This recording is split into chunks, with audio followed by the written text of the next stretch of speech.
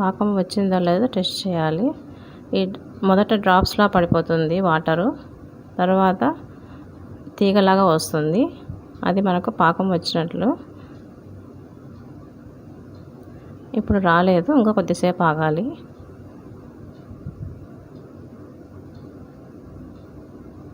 ఇప్పుడు లైట్గా తీగ పాకం వచ్చింది. ఇంకొద్దిగా సేపు ఉంచి ఒక 2-3 నిమిషాలు ఉంచిన తర్వాత పీనట్స్ యాడ్ చేసుకోవాలి. ఇది లేత పాకం చూపిస్తున్నాను. ఇలా చేసుకుంటే కొంచెం మెత్తగా ఉంటాయి, తినడానికి ఈజీగా ఉంటాయి. ముదురు పాకం వచ్చి గట్టిగా ఉంటాయి నమలడానికి.